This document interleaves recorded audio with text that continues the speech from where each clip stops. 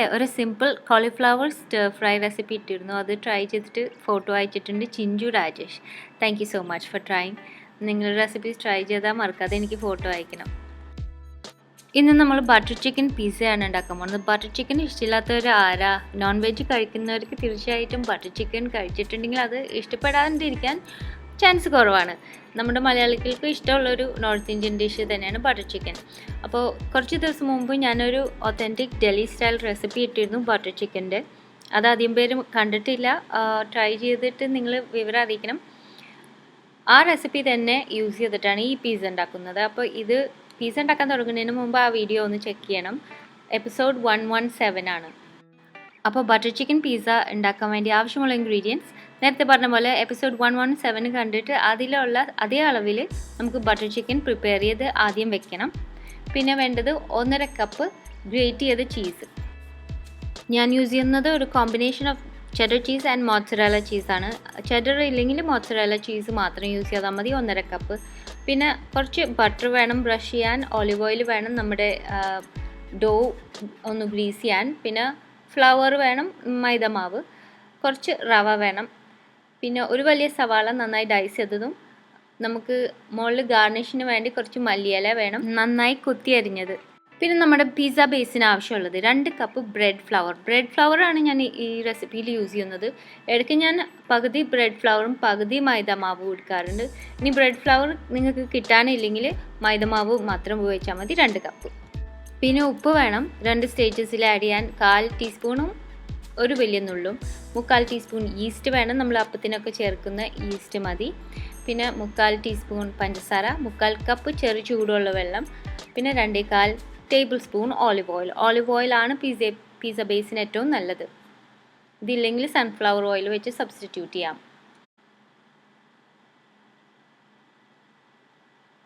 അപ്പോൾ നമ്മുടെ ബട്ടർ ചിക്കനൊക്കെ റെഡിയാണ് പിസ്സ ഉണ്ടാക്കാൻ വേണ്ടി. അത് ആദ്യം റെഡിയാക്കിയിട്ടേ ബേസിൻ്റെ പണി നോക്കിയാൽ മതി.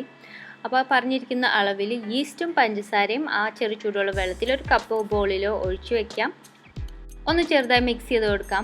എന്നിട്ട് ഇത് 15 മിനിറ്റ് കാറ്റൊന്നും കൊള്ളാത്ത എവിടെയെങ്കിലും ഒന്ന് മാറ്റി വെച്ചാൽ മതി. അപ്പോൾ കുറച്ച് വാമായിട്ടുള്ള വെള്ളത്തിൽ നമ്മൾ ഈസ്റ്റും ഷുഗറും കൂടി രണ്ടും കൂടി മിക്സ് ചെയ്യുമ്പോൾ ഈസ്റ്റ് ആക്ടിവേറ്റ് ആവുന്നതാണ്. ഈസ്റ്റ് ആക്ടിവേറ്റ് ചെയ്യുമ്പോൾ ഉടനെ തന്നെ ബബിൾസ് വന്ന് തുടങ്ങും. അതുപോലെ 15 മിനിറ്റ് കഴിയുമ്പോൾ നന്നായി പതിഞ്ഞിരിക്കണം.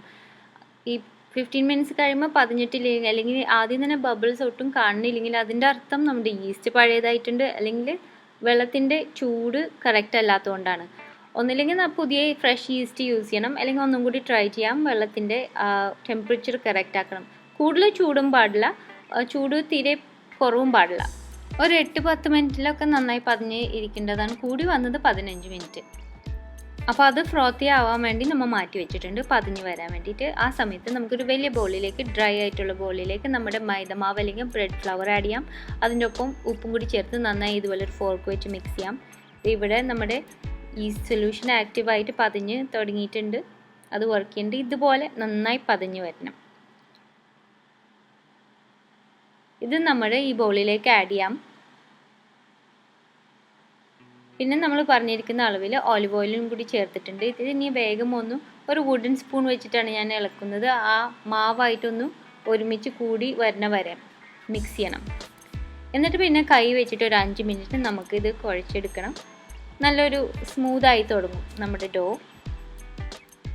ചെറിയൊരു ഒട്ടലുണ്ടാവും, അത് കുഴപ്പമില്ല.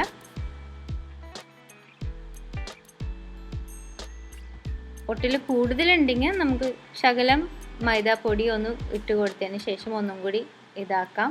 പിന്നെ ഒരു ബോളാക്കിയതിന് ശേഷം നമുക്ക് ഇതിൻ്റെ ചുറ്റും കുറച്ച് ഓലിവ് ഓയിലൊന്ന് തടവി കൊടുക്കണം.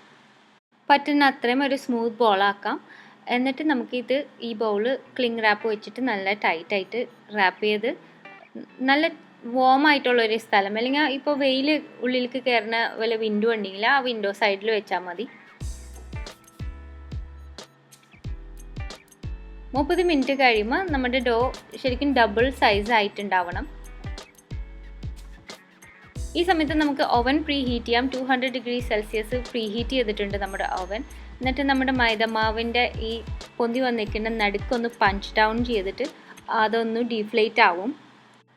എന്നിട്ട് ഇതൊന്ന് കൂട്ടിയെടുത്ത് നമുക്ക് ഡിവൈഡ് ചെയ്യണം, 2 ഭാഗമാക്കണം നമ്മുടെ മാവ്. 2 പിസ്സ ബേസിനുള്ളതാണ്.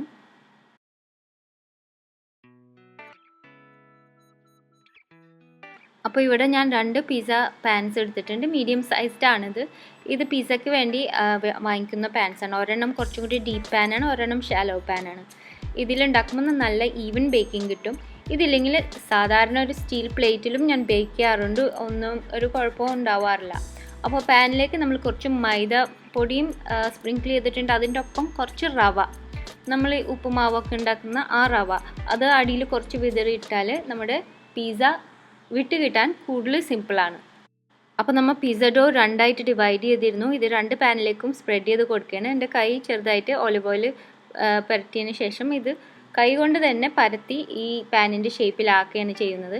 നിങ്ങൾക്ക് വേണമെങ്കിൽ ചപ്പാത്തിക്ക് പരത്തുന്ന പോലെ ആദ്യം കുറച്ച് പൊടിയിട്ട് പരത്തിയതിന് ശേഷം ഈ പാനിലേക്ക് പ്ലേസ് ചെയ്യാം. അപ്പോൾ കുറച്ചും കൂടി ഫ്ലാറ്റായിട്ട് കിട്ടും. ഞാൻ എപ്പോഴും ഇങ്ങനെയാണ് ചെയ്യാറ്. പിന്നെ ഒരു ഫോർക്ക് അല്ലെങ്കിൽ കത്തി വെച്ചിട്ട് ഇതുപോലെ ഹോൾസ് ഉണ്ടാക്കി കൊടുക്കണം. ഹോൾസ് ഉണ്ടാക്കുമ്പോൾ നമുക്ക് ഈവൻ ബേക്കിംഗ് കൂടുതൽ കിട്ടും. എല്ലാ അടുത്തും സെയിം ആയിട്ട് ബേക്ക് ചെയ്ത് കിട്ടാൻ വേണ്ടിയിട്ടാണത്.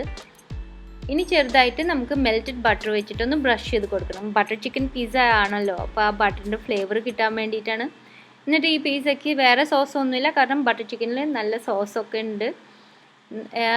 നമ്മൾ ഉണ്ടാക്കിയ ബട്ടർ ചിക്കൻ്റെ 2 ഭാഗമാക്കിയിട്ട് 2 പീസയ്ക്ക് പരത്തി കൊടുക്കുകയാണ് ചെയ്യുന്നത്.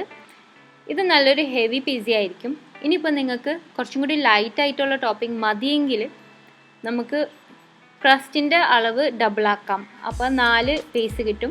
എന്നിട്ട് നമ്മൾ ഉണ്ടാക്കി വെച്ച ബട്ടർ ചിക്കൻ 4ആയിട്ട് ഡിവൈഡ് ചെയ്യാം. അപ്പോൾ കുറച്ചും കൂടി ലൈറ്റ് പീസായിരിക്കും, കൂടുതൽ പേർക്ക് കഴിക്കാം, കുറച്ചും കൂടി ലൈറ്റുമായിരിക്കും. ഇതിപ്പോൾ ഞാൻ നല്ലൊരു ഹെവി മീൽ ആവശ്യമുള്ളപ്പോഴാണ് ഇതുപോലെ നല്ല ഉണ്ടാക്കുമ്പോൾ 2 സ്ലൈസ് കഴിക്കുമ്പോൾ തന്നെ നന്നായി വയറ് നിറയും. ഇനി ഇതിൻ്റെ മുകളിൽ നമ്മൾ ചോപ്പ് ചെയ്ത് വെച്ച സവാള ഇങ്ങനെ സ്പ്രിങ്കിൾ ചെയ്ത് കൊടുക്കാം നമ്മുടെ ഇഷ്ടമനുസരിച്ച്. ഞാനിതുപോലെ ചെറുതായിട്ടാണ് ചോപ്പ് ചെയ്യുന്നത്. ചിലർക്ക് ലോങ് സ്ലൈസസ് ഇഷ്ടമാണ്. പിന്നെ കുറച്ച് മല്ലിയിലയും.